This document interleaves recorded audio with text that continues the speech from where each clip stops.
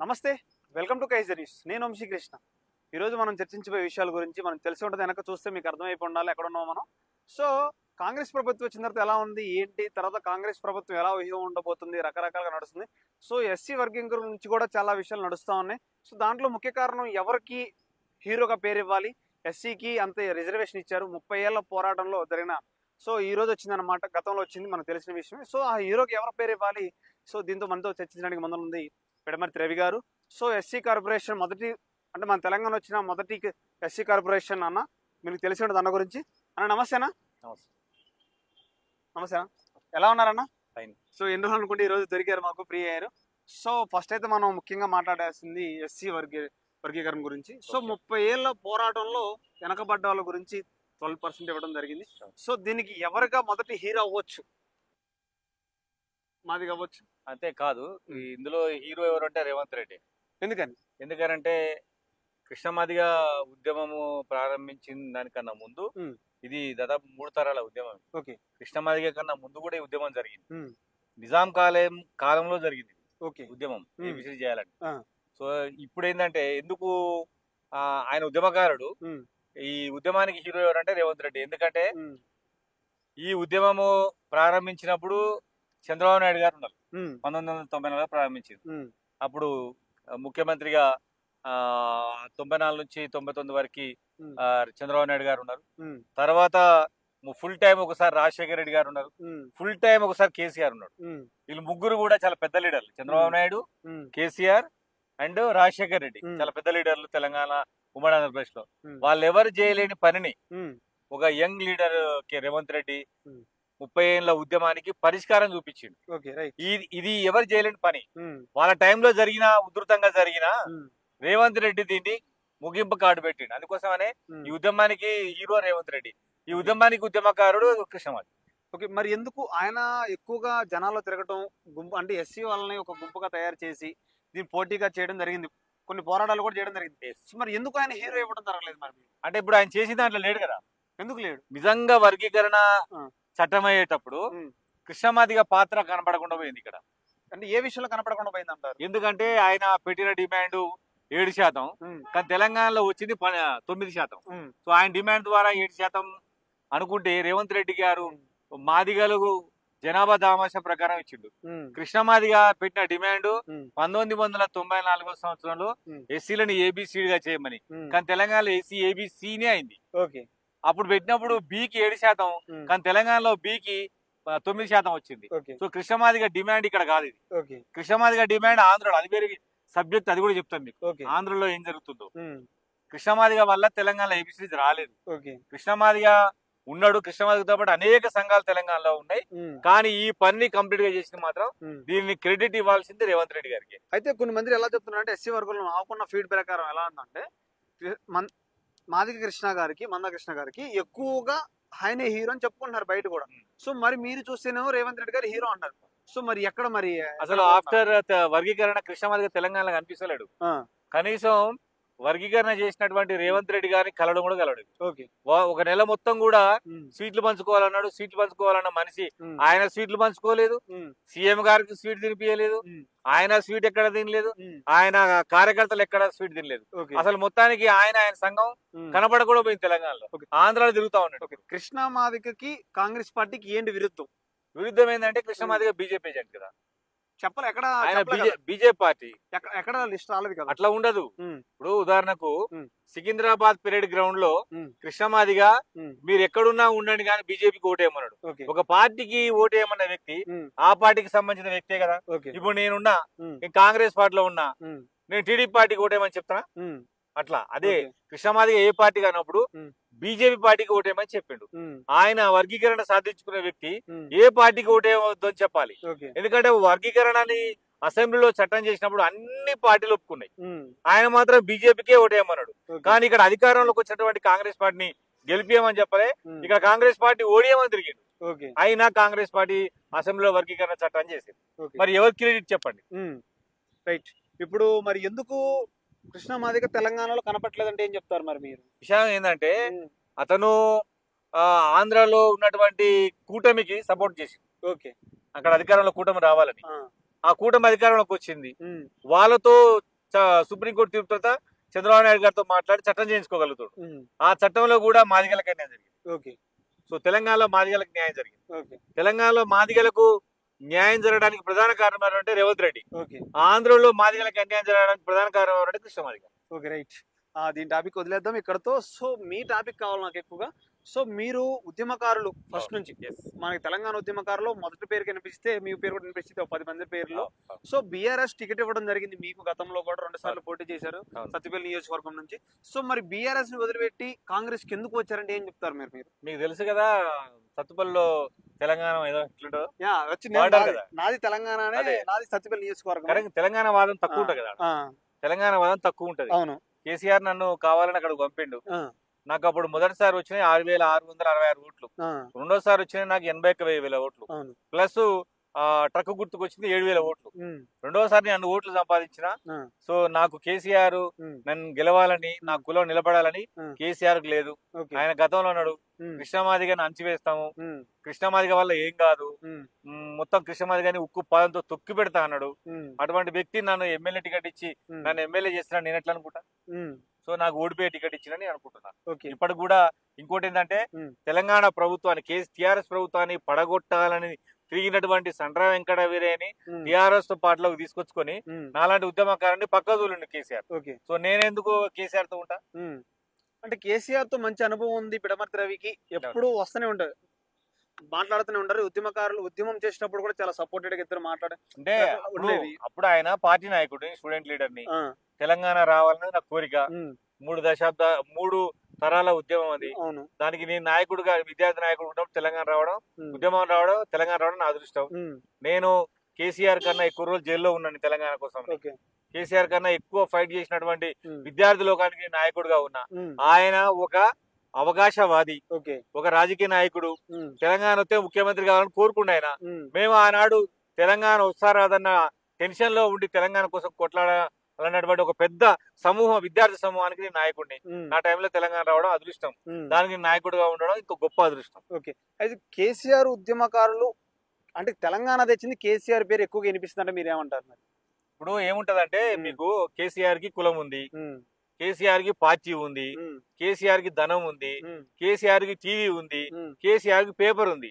ఆయన ఏంటంటే కొంతమంది ఏంటంటే ఏం జరిగినా ఎక్కడ బర్రె అయినా మా ప్రజల తోటలే అనుకుంటారు. కాబట్టి కేసీఆర్ కి దాన్ని మలుచుకునే కెపాసిటీ ఉంది. మేమందరం బడుగు బలైన వర్గాలకు సంబంధించినటువంటి విద్యార్థులం. మా ఇంటికాడ మా తల్లిదండ్రులు అప్పుడైనా ఇప్పుడైనా వ్యవసాయ కూలీలు. మేము నాయకత్వం వహిస్తామంటే ఆయన తట్టుకోలేడు. మా నాయకత్వం తెలంగాణ వచ్చిందని చెప్పలేడు. టిఆర్ఎస్ పాత్ర కన్నా తెలంగాణలో విద్యార్థుల పాత్ర ఎక్కువ. అప్పుడు నువ్వు 10th క్లాస్ చదువుతున్నావు కాబట్టి విద్యార్థులు ఏ విధంగా కొట్లాడినో తెలంగాణ సమాజానికి తెలుసు. కేసీఆర్ ఇంట్లో వండేది, ఆయన కూర్చొని గుర్రాలు అల్లిచ్చేటోడు తప్ప ఆయన రోడ్డు మీదకి వచ్చినోడు కాదు. అప్పటికే ఆయనకు 60 ఏళ్ళు వచ్చినాయి. సో ఆయన తెలంగాణ ఉద్యమాన్ని నడిపిండు అంటే ఆయనకు పార్టీ అయింది. ఆయనకు ఏం లేదు తెలంగాణ ఉద్యమం అంటే ఉప ఎన్నికలు రావాలి, ఓట్లు వేయాలి. ఓట్లు బాగా వస్తే తెలంగాణ రాష్ట్రానికి ప్రజలు అనుకూలంగా ఉన్నట్టు, అది ఆయన భావన. కానీ మేమేందంటే తెలంగాణ ఉద్యమం జరపాలి, తెలంగాణ కోసం పాదయాత్ర చేయాలి, తెలంగాణ కోసం రణం చేయాలి, అది మా కోరిక. తెలంగాణ పోరాటం, తెలంగాణ రాష్ట్ర ఏర్పాటు విద్యార్థుల పోరాటం వల్లనే. రెండోది ఈ పోరాటం వల్ల విద్యార్థులు భావించినటువంటి పోరాట రూపం ఆత్మహత్యలు చేసుకునే వాళ్ళు. ఆత్మహత్యలు చేసుకుంటే చూడలేని సోనియా గాంధీ తెలంగాణ రాష్ట్రం ఇచ్చింది. మధ్యలో ఎవరికి కేసీఆర్ గాని కోదండరాం గాని ఇంకెవరికి సంబంధం లేదు. ఓన్లీ అది విద్యార్థుల పోరాటము. దానికి సపోర్టర్స్ ఉద్యోగులు, ఆర్టీసీ కార్మికులు, సింగరేణి కార్మికులు, తెలంగాణలో ఉన్న మొత్తం ఉద్యోగ సమాజం, ప్రజలు, కళాకారులు, వాళ్ళ సపోర్ట్ తో తెలంగాణ రాష్ట్రం వచ్చింది తప్ప ఈ పార్టీ కేసీఆర్ తో కానే కాదు. అయితే మీరు తెలంగాణ వచ్చిన తర్వాత 10 సంవత్సరాలు బీఆర్ఎస్ పార్టీలో ఉన్నారు అంటే ఉన్నట్టే గాని 2014 నుంచి 18 వరకు నేను టీఆర్ఎస్ పార్టీలో ఉన్నా. 18 తర్వాత ఉన్నట్టే గానీ లేనట్టే లెక్క, లేనట్టు లెక్క. సో అప్పుడు మీరు చర్చించిన విషయంలో మరి ఉద్యమకారులు కానీ మీరు ఉద్యమకారులాగా అడగొచ్చు, మరి ఉద్యమకారులు కానీ చేస్తున్నారా లేదన్నప్పుడు కేసీఆర్ గారు ఏం చెప్పడం జరిగింది? నేను అడిగింది ఏంటంటే ఉద్యమకారులకు పెన్షన్ ఇవ్వాలని చెప్పాను. లేదు మొత్తం టిఆర్ఎస్ పార్టీలోనే 10 లక్షల కేవలం టిఆర్ఎస్ పార్టీలో ఉన్న ఉమ్. విద్యార్థి విభాగం టిఆర్ఎస్ కే 10 లక్షల సభ్యత్వం ఉన్నది. ఉమ్. ఎవరికి ఇవ్వాలన్నాడు. ఓకే. కానీ ఇవాళ కాంగ్రెస్ పార్టీ ఉమ్. ఉద్యమకారులకు ఉమ్. 250 గజం స్థలం ఇస్తారని మేనిఫెస్టోలో పెట్టింది. ఉమ్. నేనేమంటున్నంటే ఉద్యమకారులని ఉమ్. ఏదో ఒక నిబంధన పెట్టి ఇప్పుడు అందరికి ఇందిరమ్మ ఇల్లు ఇస్తాను, ఉమ్. ఎవరికి ఇస్తున్నారు, స్థలం ఉన్న వాళ్ళకి ఇస్తాను. అవును. అట్లా ఒక నిబంధన పెట్టు. నువ్వు కూడా ఎట్లా తెలంగాణ ఉద్యమకారులని ఉమ్. ఎట్లా నువ్వు వర్గీకరిస్తావు? ఉమ్. మరి ఏదో రకంగా వర్గీకరించి ఉమ్. వాళ్ళకు ఒక గుర్తింపు ఇచ్చి ఉమ్. వాళ్ళకు ఒక ఐడెంటిటీ కార్డు ఇచ్చి లేదా వాళ్ళని ఒక గ్రూప్ లో పెట్టి ఉమ్. నువ్వు వాళ్ళకు 250 గజాల స్థలం ఇయ్యి. ఉమ్. అటువంటి ఆలోచన కేసీఆర్ రాలే. ఉమ్. ఉదాహరణకు 2014 నుంచి ఉమ్. 19 వరకు ఉమ్. జగన్మోహన్ రెడ్డి అండ్ ఆయన పార్టీకి సంబంధించిన వాళ్ళు చంద్రబాబు నాయుడు గారికి వ్యతిరేకంగా కొట్లాడినప్పుడు ఉమ్. ఆ కొట్లాడిన మొత్తం యువకులని ఆ పార్టీ సానుభూతి పరులను మొత్తం కూడా ఆయన విద్యా వాలంటీర్లుగా పెట్టి వాళ్ళ ఊర్లోనే 25,000 30,000 జీతం ఇచ్చి వాళ్ళని నడిపించిండు. ఉమ్. మరి తెలంగాణ ఉద్యమకారులకు కేసీఆర్ చేసింది అని చెప్పు. ఉమ్. టికెట్ ఇచ్చినట్టు నాకు నీ ఎంత మాలాంటి వాళ్ళు ఎంతమంది ఉంటావు? 100 తెలంగాణలో 14 టికెట్లు ఉన్నాయి. ఉమ్. అలా గెలిచిన వాళ్ళు ఒకసారి 65, ఒకసారి 78, ఉమ్. మూడోసారి మొత్తం పోయింది. ఉమ్. ఇప్పుడు ఎంపీలు ఒక 17, అలా గెలిచే ఒక 10, ఉమ్. మొత్తం కలిపితే 150 మంది లేం కదా. ఎమ్మెల్సీలు ఎమ్మెల్యే అని కలిపితే అవును. 150 మందికి 3 సార్లు ఇచ్చిండు అనుకుందాం. మొత్తం కలిపితే 450. ఉమ్. 450లో గెలిచేది మొత్తం 200 మంది. ఉమ్. అట్లా కాకుండా మొత్తం తెలంగాణలో ఉన్నటువంటి జై తెలంగాణ అన్న వాళ్ళు, ఉద్యమంలో జైలు అరెస్ట్ అయిన వాళ్ళు, జైలుకు పోయిన వాళ్ళు, ఉమ్. వాళ్ళందరికీ ఒక నాకు కూడా తెలంగాణ ఉద్యమంలో నేను భాగస్వామైన, అందుకు ప్రభుత్వం నాకు ఈ గుర్తింపు గౌరవాన్ని ఇచ్చింది అనేది లేకుండా పోయింది తెలంగాణ సమాజంలో ఓకే. ఉద్యమకారులకి. అందుకోసం వాళ్ళ బాధ ఏంటంటే ఇక కేసీఆర్ ఉంటే మాకేం రాదని చెప్పేసి ఉమ్. కేసీఆర్ ని ఓడించింది తెలంగాణలో. Okay, right. కేవలం ఓడిచ్చింది ఏం జరగట్లేదు అని 10 సంవత్సరాలు ఎలాంటి డెవలప్మెంట్ జరిగింది బీఆర్ఎస్ ప్రభుత్వంలో మీరు చెప్పండి. ఒకటి చూడండి బ్రదర్, ఉమ్. డెవలప్మెంట్ అనేది సొసైటీకి సంబంధించింది. ఉమ్. డెవలప్మెంట్ అనేది సొసైటీ. ఇప్పుడు ఉమ్. రోడ్ వేసినాం అనుకో, ఉమ్. నేను నాకేం సంబంధం అనుకుంటాడు వ్యక్తి. ఉమ్. నాకు పదవి ఇచ్చిండా, ఉమ్. నాకు పెన్షన్ ఇచ్చిండా, ఉమ్. నాకు గౌరవం ఇచ్చిండా అని చూస్తారు. కానీ ఉమ్. నేను రోడ్ వేసినా, ఉమ్. నేను బిల్డింగ్ కట్టినా అంటే అది వ్యక్తికి రాదు, వ్యవస్థ కోసం ఉంటుంది. ఓకే. వ్యవస్థ కోసం చూస్తే వాళ్ళు ఎవరు ఉన్నారు? ఉమ్. వ్యక్తి శ్రేయోభిలాషులే ఉంటారు కదా. ఉమ్. కాబట్టి నాకు ఏం చేయలేదు కేసీఆర్, ఉమ్. అందుకోసం కేసీఆర్ ని సార్ రానియొద్దని కేసీఆర్ ఒకటి. అంటే 10 సంవత్సరాలు డెవలప్మెంట్ చేసినాం, ఇంత హైదరాబాద్ డెవలప్మెంట్ చేసినాం, రైతులకు ఎలా ఇచ్చినాం, ఏదైనా అంటే ఇల్లులు కూడా ఇచ్చింది, ఇన్ని పంచినాం, ప్రతి గ్రామానికి వెళ్ళినాం. అవన్నీ ఎందుకు ఓడిపోయినా ఒక ప్రశ్నలో వాళ్ళు కూడా ఉన్నారు. కొన్ని రుణమాఫీ జరగలేదని రైతులకు ఒక నిరుద్యోగ విషయంలో ఓడిపోయిన ఉన్నారు. మిగతా అంతా మేము చాలా డెవలప్మెంట్ చేసాం, చాలా స్టేట్మెంట్ కూడా ఇచ్చారు. సో మీరు ఎలాంటి డెవలప్మెంట్ జరగలేదని మీరు అంటున్నారు. మరి నేను డెవలప్మెంట్ గురించి మాట్లాడుతున్నాను బ్రదర్. ఆ. ఇప్పుడు చార్మినార్ కట్టిండ్రు, ఉమ్. సైబర్ టవర్స్ కట్టిండ్రు, గోల్కొండ కట్టిండ్రు. ఉమ్. ఓట్లు ఎందుకు వేస్తారు వాళ్ళకు? ఓకే. నువ్వు కూడా కట్టినావు, సెక్రటరీ కట్టినావు ఆ. కదా, ఉమ్. ఇంకా చాలా కట్టినావు, కాళేశ్వరం కట్టినావు. ఉమ్. అది కాదు అడిగేది జనాలు, ఆ. తెలంగాణ ఉద్యమకారులకు ఏం చేసినావు? ఓకే. రెండోది ఏంటంటే కేసీఆర్ దగ్గర ఉన్నటువంటి అదంతా అయిపోయింది. ఆ కడుపులో ఉన్నటువంటి ఆ డైలాగ్స్, ఉమ్. ఆ ప్రేమ, తెలంగాణకున్న వాసన అంతా పోయింది. ఓకే. ఆయన పార్టీనే బీఆర్ఎస్ చేసింది కదా. ఆ. అందుకోసం తెలంగాణ ప్రజలకు అసలు కేసీఆర్ పక్కన ఎవరు చూసినా గానీ ఉమ్. అప్పట్లో పిడమర్తి రవి, ఉమ్. శంకరమ్మ, ఆ. తర్వాత శ్రీనివాస్ గౌడ్, తర్వాత బిట్టలు, ఉమ్. స్వామి గౌడు, ఇట్లాంటి కొంతమంది తెలంగాణ ముఖాలు కనిపించాయి. ఉమ్. మరి ఇప్పుడు ఎవరున్నారని అలా ఉమ్. మొత్తం పార్థసారథి రెడ్డి, ఉమ్. గాయత్రి రవి, ఉమ్. వీళ్ళంతా కార్పొరేట్ శక్తులు కదా, ఓకే. వాళ్ళే ఉన్నారు. ఓకే. మరి వాళ్ళతో తెలంగాణ రాలే కదా, ఉమ్. వాళ్ళ తెలంగాణ వాసన కాదు కదా. ఉమ్. అందుకోసం ప్రజలు ఇట్లాంటి వాళ్ళు మాకేది కదా, అది ఒక సామాన్యమైనటువంటి రాజకీయ పార్టీ. ఓకే. దానికి ఒక సపరేట్ తెలంగాణ ఐడెంటిటీ ఏం లేదు దానికి. ఓకే. ఎందుకంటే ఆ ఐడెంటిటీ ఉన్నప్పుడు టీఆర్ఎస్ ఉండే, ఉమ్. ఆ ఐడెంటిటీ ఉన్నప్పుడు తెలంగాణలో చాలా మంది కొట్లాడిన వాళ్ళు ఆయనతో ఉండే. ఉమ్. ఇప్పుడు వాళ్ళు ఎవరు లేరు కదా ఆడ. అవును. కాబట్టి తెలంగాణ ప్రజలు కూడా ఆయన వద్దనుకున్నారు. Okay, right. ఇప్పుడు కాంగ్రెస్ ప్రభుత్వం వచ్చిన తర్వాత 15 నెలలు అవుతుంది దగ్గరకు వచ్చి. సో ప్రజలకి ఏం చేశారంటే మీరేం చెప్తారు? అంటే ఈ రాష్ట్రంలో ఉన్నటువంటి ఉమ్. ఒక పెద్ద జటిలమైన సమస్యని ఉమ్. రేవంత్ రెడ్డి గారు పరిష్కారం చేశారు. ఓకే. మరి 10 సంవత్సరాలు కేసీఆర్ ఉన్నాడు, మరి దాన్ని పరిష్కారం చేయలే. ఏం పరిష్కారం చేశారు? వర్గీకరణ ఓకే. బీసీలకు 42% రిజర్వేషన్ ఉమ్. చట్టం చేసి ఢిల్లీకి పంపిండు. ఉమ్. మరి బీజేపీ దాన్ని చట్టం చేసి కేంద్ర ప్రభుత్వం ఆమోదం తెలిపి మళ్ళీ పంపాలి కదా. ఉమ్. అవి రెండు పెద్ద సమస్యలు. ఉమ్. 6 గ్యారంటీల కన్నా ఉమ్. ఈ సమాజాన్ని ప్రభావితం చేసే 2 అంశాలు. ఉమ్. ఒకటి ఎస్సీ వర్గీకరణ, ఉమ్. బీసీలకు 42% రిజర్వేషన్. ఉమ్. ఆ 2 జనాభా కలిపితే ఉమ్. 60% మంది, ఓకే. 60% మంది ప్రజలకు సంబంధించినటువంటి సమస్యని, ఉమ్. ఒక వర్గీకరణ అనే జటిలమైన సమస్యని రేవంత్ రెడ్డి గారు పరిష్కారం చేసిండు. ఉమ్. అవి నా దృష్టిలో 6 గ్యారంటీల కన్నా ఎక్కువ. అంటే 6 గ్యారెంటీలు వద్దన్నారు అట్టయితే మరి తెలంగాణ ప్రభుత్వం? నేను వద్దనట్లేను, ఉమ్. ముఖ్యమంత్రి గారు 6 గ్యారంటీలో మహిళలకు ఉచిత బస్సు ప్రయాణం ఇచ్చిండు, అది కంప్లీట్ అయింది. రుణమాఫీ అవుతుంది, మొత్తం కంప్లీట్ చేస్తాడు. ఆయన అనుకున్న 6 గ్యారంటీలలో చేయడానికి ఇంకా 3 సంవత్సరాల కాలం పైన ఉంది. అంటే వచ్చిన 100 రోజుల్లోనే రేవంత్ రెడ్డి చెప్పడం జరిగింది, వచ్చిన 100 రోజుల్లోనే 6 గ్యారెంటీ పథకాలు చేస్తాం, ఖచ్చితంగా ఇంప్లిమెంట్ చేస్తాం చెప్పారు. మరి ఎక్కడికి కేసీఆర్ గారు మొత్తం ఊడ్చుకొని పోయింది కదా, అప్పులు చేసి ఇక్కడ డబ్బులు ఏం లేకుండా. రేవంత్ రెడ్డి గారు వస్తారు, వాళ్ళు ఆగమైపోతారు, వాళ్ళ దగ్గర డబ్బులు ఉండవు కాబట్టి మళ్ళా కేసీఆర్ దే బాగుందిగా అని జనాలు అనుకునేటట్టు చేసి పోయింది కేసీఆర్. ఓకే, పిడమర్తి రవికి కాంగ్రెస్ ప్రభుత్వం మరి ఏ పదవి పోతుంది వచ్చే వాటిలో? మరి మీరు ఇది పొంగులేడి గారిని అడిగితే బాగుంటది, ఎందుకంటే నేను పొంగులేడి గారితో కాంగ్రెస్ పార్టీలో జాయిన్ అయినా, నాకు ఖచ్చితంగా అవకాశం వస్తుంది, అది ఆయన బాధ్యతే. కాబట్టి వచ్చే లిస్ట్ లో వచ్చే అవకాశం ఉన్నట్టుగా అనిపిస్తుంది. పార్టీ నిర్ణయం అది, పొంగులేటి శ్రీనివాస్ రెడ్డి గారి కృషి.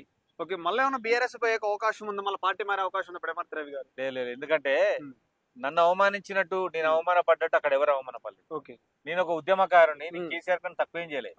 అటువంటి వ్యక్తిని ఆయన పార్టీని కూలగొడతానని చెప్పి డబ్బులు పట్టుకొని తిరిగినటువంటి సండ్ర వెంకట వీరేని పార్టీలో తెచ్చుకొని ఆయన పెద్ద పీకుడు కాడని ఆయన తెచ్చుకుంటే ఆయన కూడా ఓడిపోయింది కదా. మళ్ళీ ఇప్పుడు ఎవరిని తెచ్చుకుంటావు? కేసీఆర్ ఏం చేయాలి, నాయకులను తయారు చేసుకోవాలి కదా. ఎవడు గెలితే ఆయన పట్టుకొచ్చింది అనమాట. అట్లా ఆయన గెలవంగా ఆయన పట్టుకొచ్చి, ఇప్పుడు ఆయన ఓడిపోయిండు, మరి ఇప్పుడు గెలిచిన ఆయన పట్టుకొచ్చుకుంటా, ఇదే పనే. అందుకోసం కేసీఆర్ ని గవర్నమెంట్ ఓడిపోయింది. ఆ 12 సీట్లలో గనక ఆయన క్యాండిడేట్ మార్చిన 12 మంది తీసుకోపోయినా మళ్ళీ గవర్నమెంట్ వచ్చేది. ఆయన ఎవరు మాట వింటాడు? అటువంటి వ్యక్తి గారు మనం ఎందుకు, ఆయన మనసులో మాటే వినడు. Okay, right. అయితే ఇప్పుడు గతంలో మనం చూసుకున్నట్టయితే 12 సీట్ల వల్ల ఆయన ఓడిపోయినట్టు మీరు కూడా చెప్పడం జరిగింది. కేవలం ఖమ్మం జిల్లాను అసలు ఒక సీట్ వచ్చింది మాత్రం. లేదు, ఖమ్మం జిల్లాలో 30 టికెట్లు ఇస్తే 3 టికెట్లు గెలిచినాయి. అంటే 300% లెక్కేసుకుంటే 270% ఓడిపోయారు. 30% గెలిచారు. మరి ఎక్కడ నెక్స్ట్ ఒక ఎమ్మెల్యే సీట్ ఇస్తే, ఎమ్మెల్యే మీకు ఇస్తే టికెట్, పిడమర్తి రవి ఎక్కడ పోటీ చేస్తాడు మరి ఈసారి? కాంగ్రెస్ పార్టీ ఎక్కడ టికెట్ ఇస్తే అక్కడ పోటీ చేస్తాను. ఎక్కడ ఇచ్చినా పర్లేదు. తెలంగాణలో నేను 18 సీట్లకు 19 సీట్లకు నేను ఎక్కడైనా నన్ను పెట్టి నేను అక్కడ విత్ ఇన్ 1 ఇయర్ లో నేను దాన్ని మేకప్ చేసుకుంటా. రైట్, మీరు అన్నట్టు ఇందాల అంటే బీఆర్ఎస్ ప్రభుత్వంలో ఎవరు చూసినా కార్పొరేట్ సిస్టమ్ ఉంది, కార్పొరేట్ శక్తులు ఉన్నారు. మరి కాంగ్రెస్ లో ఎవరున్నారు? మంత్రులు గానీ ఎవరున్నారు అంటారు? మరి కాంగ్రెస్ పార్టీలో అంతా కూడా అన్ని కులాలు ఉంటాయి. కాంగ్రెస్ పార్టీ మంత్రులు ఎవరున్నారు? మంత్రులు చూసుకుంటే పొన్నం ప్రభాకర్ ఉన్నాడు, దామోదర్ రాజనరసింహ, ఎస్సీ క్యాండిడేట్లు ఎవరు ఉన్నారు? దామోదర్ రాజనరసింహ, పొన్నం ప్రభాకర్, సీతక్క, ట్రైబల్, అటువంటి వాళ్ళు ఉంటారు ఇందులో. కేసీఆర్ తో ఉన్నత మొత్తం అలా కేసీఆర్, కేటీఆర్, హరీష్ రావు, ఎర్రబెల్లి దయాకర్ రావు వాళ్ళే ఉంటారు. మిగతా వాళ్ళే ఉంటారు. మరి నేనేమంటానంటే రేపు సభ జరుగుతుంది కదా, దళిత ముఖ్యమంత్రి కదా, ఎస్సీ ప్రెసిడెంట్ లేదా ఒక ముస్లిం కి, ఒక బీసీకి, ఓ ఎస్టీకి, లేకపోతే ఇతను ఎప్పుడైనా ఇతనని చెప్పు, ఇతర ఎప్పుడైనా అంతేనా? ఎప్పటికైనా ఎప్పటికైనా టిఆర్ఎస్ పార్టీలో నాన్ వెలమ కాని వాళ్ళు ఎవరైనా ప్రెసిడెంట్ అవుతారా? ఏ కులం వలన గానీ అవుతారా? మీరు అన్నట్టు రేపు జరగబోయే సభలో కాంగ్రెస్ పార్టీకి ఏమన్నా తప్పు అంటే ముప్పు ఉండకపోవచ్చా? ఎందుకంటే పెద్ద సభలా చేస్తున్నారు, ఏమన్నా ముప్పు ఉండకపోవచ్చు. ఎందుకంటే 6 గ్యారెంటీల్లో సగం నెరవేరిని, సగం పట్టించుకోవట్లేదు, చాలా ఇబ్బందులు పడుతున్నారు, కాంగ్రెస్ ప్రభుత్వానికి వ్యతిరేకత ఉందంటే మీరేమంటారు? ఆయన ఉన్నప్పుడు దళిత ముఖ్యమంత్రి చేతనని చేయలే, దళిత బంధు ఇతనని చేయలే, 3 ఎకరాల భూమి ఇతనని చేయలే. మరి ఆయన కోసం ఆయన ఓడగొట్టారు కదా, ఇంకా సమయం ఉంది, ఇక్కడ చేస్తారు. 2 ఆయనని ఈ మీటింగ్ కు వల్ల కాంగ్రెస్ పార్టీకి వచ్చే నష్టమే లేదు. ఆయన ఏం చెప్తాడు ఇంతకు చెప్పమనండి. ఆయన చెప్పడానికి ఆయన దగ్గర ఏముంది? మోసం చేసిన వ్యక్తి తెలంగాణ ప్రజల్ని, దళిత ముఖ్యమంత్రి అని, 3 ఎకరాల భూమి అని, అంబేద్కర్ అదే మన ఇది దళిత బంధు అని మొత్తం మోసం చేసి అన్ఎంప్లాయ్మెంట్ ఎక్కడ ఉద్యోగం ఒక ఉద్యోగం కూడా భర్తీ చేయలేదు. దానికోసం జనాలు కూడా కొట్టిండ్రు. ఆయన ఇంకా తెలంగాణలో చెప్పడానికి ఆయన దగ్గర సర్గంత అయిపోయింది. అసలు ఆయన నాలెడ్జ్ లేదు ఇప్పుడు ఆయన దగ్గర, చిప్ అంతా ఖరాబ్ అయింది. ఆయన కేటీఆర్ ఉన్నారు కదా, కేటీఆర్ పొలిటికల్ లీడర్ కాదు కదా, ఆయన బిజినెస్ పర్సన్, ఆయన సినిమా యాక్టర్ అంతే. ఆయనకు పాలిటిక్స్ ఏం సంబంధం లేదు. ఆయన ఇప్పుడు వాల్ రైటింగ్ రాస్తాడు, ఆయనకు వాల్ రైటింగ్ రాయరాదు, ఆయన కరపత్రం రాయరాదు, ఆయనకు పోస్టర్లు వేయరాదు, ఆయనకు మీటింగ్ పెట్టడం చేత కాదు. అంటే మీటింగ్ పెడతానంటే ఆ మీటింగ్లు వేరు. ఆయన ఎప్పుడు నేను కేటీఆర్ ను అని మీటింగ్ పెట్టిండు, కేసీఆర్ పేరు చెప్పి పెట్టిండు కదా, సొంతంగా ఏం పెట్టిండు? వాళ్ళకి డబ్బు. ఇప్పుడు నేను ఏమడుగుతున్నా అంటే క్వశ్చన్ డైరెక్ట్ మిమ్మల్ని, రేపు జరిగే మీటింగ్ కి సారా పంచొద్దు, బిర్యానీ ఇవ్వద్దు, వెహికల్ పెట్టొద్దు, వ్యక్తికి డబ్బులు ఇవ్వద్దు, ఎంతమంది వస్తారు చెప్పండి? మీరు చెప్పండి. సార్ బీఆర్ఎస్ ఆ, టీఆర్ఎస్ ఆ. చెప్పండి మీరు చెప్పండి. టీఆర్ఎస్ కి వ్యతిరేకం ఉంది. ఉమ్. మీరు చెప్పినట్టు ఓడిచ్చారు ప్రజలు అన్నారు, గద్దె దింపారు అన్నారు. అవును. మరి కాంగ్రెస్ కి ఎలాంటి వ్యతిరేకత లేదంటారు ఈ 15 నెలల్లో వచ్చిన తర్వాత? ఇది ఎట్లా చూస్తావు దాన్ని? ఎన్నికలప్పుడు ఓటేయకపోతేనే కదా చూసేది. ఆ, మధ్యలో మాట్లాడే ట్రాష్. ట్రాష్. ఎన్నికలప్పుడు వాళ్ళు ఓటేయకపోతే ఆ ఎన్నికల రిజల్ట్లను బట్టి ఉమ్. వ్యతిరేకత ఉందా లేదా తెలుస్తుంది, కానీ ఇప్పుడు వ్యతిరేకత ఉంది అంటే అది కాదు. మీరు వ్యతిరేకత ఉంది కాబట్టి చాలా మంది అంటున్నారు. ఉమ్. అందుకనే మున్సిపల్ ఎన్నికలు గాని గ్రామ పంచాయతీ ఎన్నికలు గాని ఎందుకు పెట్టట్లేదు కాంగ్రెస్ ప్రభుత్వం ప్రశ్నిస్తున్నారు. మరి మీరేమంటారు? కాంగ్రెస్ పార్టీ ఉమ్. దానికి ఒక విధానం ఉంటది. రేపు జూన్ నుంచి ఉమ్. ఎన్ని ఎన్నికలు వరుసగా పెట్టుకుంటూ వస్తారు. ఓకే. ఆ. ఎందుకు గ్రామ పంచాయతీ అయిపోయినా కూడా టైం పీరియడ్ అయిపోయినా కూడా ఎందుకు పెట్టట్లేదు అంటే మీరేమంటారు? గ్రామ పంచాయతీ ఎన్నికలు పెట్టలేదు, ఉమ్. కానీ టిఆర్ఎస్ పార్టీ గ్రామ పంచాయతీ ఎన్నికలు పెట్టి ఉమ్. గ్రామ పంచాయతీలో ఉన్నటువంటి సర్పంచులకు ఉమ్. వాళ్ళు చేసిన పనులకి ఇంతవరకు పైసలు వేయలేదు. మరి వాళ్ళు ఓకే. మొత్తం పైసలన్నీ 5 సంవత్సరాల పైసలు అట్లా ఆగిపోయినాయి. ఉమ్. ఎంతో మంది సర్పంచ్ ధర్నాలు చేస్తారు, ఉమ్. ఎంతో మంది సర్పంచులు సూసైడ్ చేసుకున్నారు ఉమ్. బికాస్ కేసీఆర్ డబ్బులు ఇవ్వకపోవడం వల్ల. ఓకే. రైట్. అవన్నీ కంప్లీట్ చేసి ఎలక్షన్ పోతారు. గ్రూప్ 1 విద్యార్థుల గురించి మీకు తెలిసిన విషయమే. అవును. సో మీ దాంట్లో రిజల్ట్ రావడం, ఎగ్జామినేషన్ పెట్టడం జరిగింది. సో దాంట్లో అవకతవకలు జరిగిన విద్యార్థులు చాలా మంది పోరాటం జరుగుతున్నారు. మరి ఎందుకు కాంగ్రెస్ ప్రభుత్వం పట్టించుకోవట్లేదంటే మీరేమంటారు? ఇగో చూడండి, ఉమ్. నాకు తెలిసి ఉమ్. నేను గ్రూప్ 1 రాసిన, గ్రూప్ 2 రాసిన, ఉమ్. నేను గ్రూప్ 2 ఇంటర్వ్యూ చేసిన. ఉమ్. పబ్లిక్ సర్వీస్ కమిషన్ లో ఉమ్. ఇట్లాంటివి జరగడం జరగవయి. ఉమ్. ఎందుకంటే దేశంలోనే ఉమ్. తెలంగాణ పబ్లిక్ సర్వీస్ కమిషన్ చాలా స్ట్రాంగ్. ఓకే. ఈ అవకతవకలు జరిగినాయి ఇవన్నీ అయ్యేది కుదరదని చేయలేరండి. అది ఉమ్. ఆ రోజు ఇంటర్వ్యూ ఉమ్. పోయేది ఎవరో బోర్డులో వాళ్ళకు కూడా తెలియదు. ఉమ్. అంత సీరియస్ ఉండదు public service commission. Okay. Autonomous body, అది స్వతంత్ర సంస్థ. ఉమ్. దాంట్లోకి ఎవడు పోలేడు. అది అభేద్యమైన సంస్థ. దాంట్లోకి ఎవరు పోలేదు. అవకతవకలు జరగవాయి. ఉమ్. గుర్తుపెట్టుకోండి. అసలు నీకు ఇప్పుడు ఇంటర్వ్యూ లేదు కదా, ఉమ్. మార్కులు లిస్ట్ ద్వారానే ఉమ్. నీకు ఉద్యోగం. కాబట్టి ఉమ్. నీకు పబ్లిక్ సర్వీస్ కమిషన్ లో ఉమ్. అవకతవకలు జరగడానికి ఆస్కారం లేదు. మరి ఎందుకు కాంగ్రెస్ ప్రభుత్వం పట్టించుకోవట్లేదు? వీళ్ళు నిరసన చేస్తున్నా కూడా ఎందుకు స్పందించట్లేదు? అది మరి ప్రభుత్వ సంస్థ కాదు కదా. ఆ. పబ్లిక్ సర్వీస్ కమిషన్ అనేది ఉమ్. స్వయం ప్రతిపత్తి సంస్థ. ఉమ్. దానికో చైర్మన్, దానికో బడ్జెట్, దానికో స్వతంత్రంగా నడుచుకునే ఆలోచన ఉంటది. ఓకే. దాని మీద సీఎం ప్రభావం ఉండదు. ఉమ్. అపాయింటెడ్ బై సీఎం అయినా, ఉమ్. గవర్నర్ దానికి ఆర్డర్ కాపీ ఇచ్చినా, ఆ తర్వాత వాళ్ళందరూ కూడా రాష్ట్రపతి ఉత్తర్వుల ద్వారా అవుతారు తప్ప ఓకే. అజమాయిషి రాష్ట్రపతి ఉంటది. ఓకే. గవర్నర్ ఇక్కడ దానికి ఆనరబుల్ గా ఉంటాడు తప్ప ఉమ్. రాష్ట్ర ప్రభుత్వానికి, సీఎం కి, ఆ సంస్థకి ఎటువంటి సంబంధం ఉండదు. ఓకే. రైట్. ఇప్పుడు చివరగా మీతో ఒకటే ప్రశ్న, లాస్ట్ ప్రశ్న. ఇప్పుడు మీకు ఎమ్మెల్యే టికెట్ ఇచ్చి ప్రజలు మిమ్మల్ని గెలిపిస్తే మీరు ఏం చేయబోతున్నారు ప్రజలకంటే? ఏం చెప్తారు తెలంగాణ ప్రజలకి, నష్టపోయిన ప్రజలకి? నష్టపోయిన ప్రజలకు ఉమ్. ప్రధానంగా తెలంగాణ ఉద్యమంలో పనిచేసిన ఉద్యమకారులందరూ కూడా పెన్షన్ వచ్చినట్టుగా చేస్తా. ఉమ్. అందులో ఇంకో కేటగిరీ వాళ్ళకు 250 గజం స్థలం ఇప్పిస్తా. ఉమ్.